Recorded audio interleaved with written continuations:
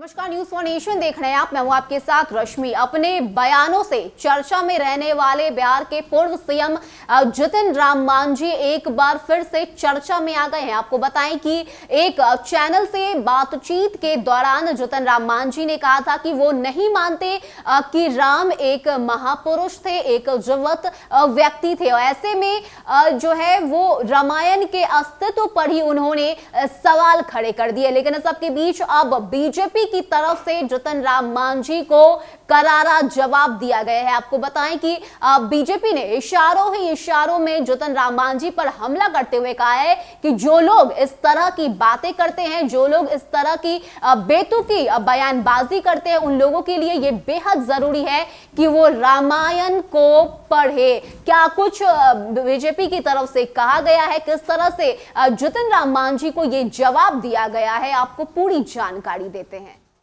आपको बताएं कि मांझी ने रामायण और राम के अस्तित्व पर ही सवाल उठा दिया। मांझी ने मंगलवार को मध्य प्रदेश की तर्ज पर बिहार के पाठ्यक्रम में भी रामायण को शामिल किए जाने के सवाल पर कहा कि रामायण की कहानी को हम सत्य नहीं मानते हैं। राम को अगर कहा जाए कि वे कोई महापुरुष और जीवित थे तो इस चीज को मैं नहीं मानता। हाँ, लेकिन रामायण में जो बातें कही गई हैं वह सीखने लायक है। रामायण कथा में कई श्लोक और संदेश हैं जो लोगों के बेहतर व्यक्तित्व के निर्माण में सहायक है। महिलाओं के सम्मान की बात हो या फिर बड़ों के आदर की बात हो, रामायण शिक्षा देती है। रामायण में शामिल बातों को पाठ्यक्रम में शामिल किया जाना चाहिए ताकि लोग शिक्षा ले। बिहार में एनडीए के पार्टनर हिंदुस्तान अवाम मोर्चा के राष्ट्रीय अध्यक्ष जितन राम मांझी के इस बयान के बाद से विवाद शुरू हो गया है। आपको बताएं कि भारतीय जनता पार्टी ने मांझी का नाम लिए बगैर उन्हें नासमझ तक कह दिया। मांझी के इस बयान पर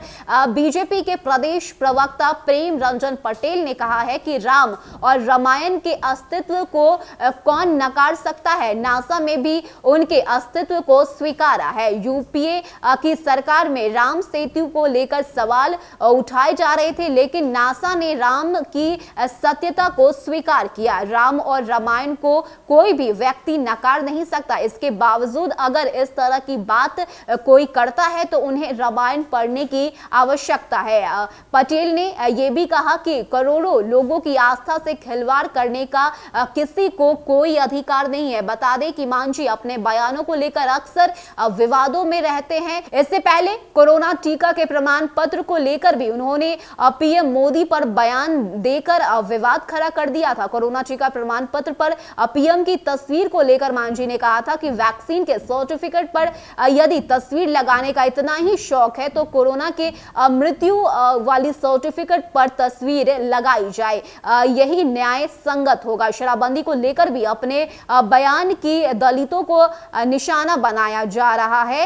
ये सत्ता पक्ष असहज होता रहा है। तो लगातार इस तरह की बातें जो है वो जितन राम मांझी की तरफ से की जाती है। ऐसे में एक बार फिर से जितन राम मांझी ने एक विवादित बयान दिया। एक चैनल से बातचीत के दौरान जब वो वहां उस चैनल से में बातें कर रहे थे तो उसमें उन्होंने कहा कि वो नहीं मानते कि राम का कोई अस्तित्व है। ऐसे में ये सब जो बातें हैं उसे वो नहीं मानते, लेकिन उन्होंने ये जरूर माना कि रामायण के अंदर जो बातें लिखी गई है वो कहीं ना कहीं सच है और लोगों को इसे अपने जीवन में उतारना चाहिए। लेकिन इस सबके बीच अब बीजेपी की तरफ से जितन राम मांझी को जवाब दिया गया है। बीजेपी ने कहा है कि जो लोग राम के अस्तित्व पर सवाल उठा रहे हैं उनके लिए मैं बता दूं कि नासा ने भी राम के अस्तित्व को स्वीकार किया है। ऐसे में जो लोग इस तरह की विवादित बयान देते हैं वो नासमझ है। इसके साथ ही उन्होंने ये भी कहा कि लोग भगवान राम में आस्था रखते हैं, उन्हें मानते हैं।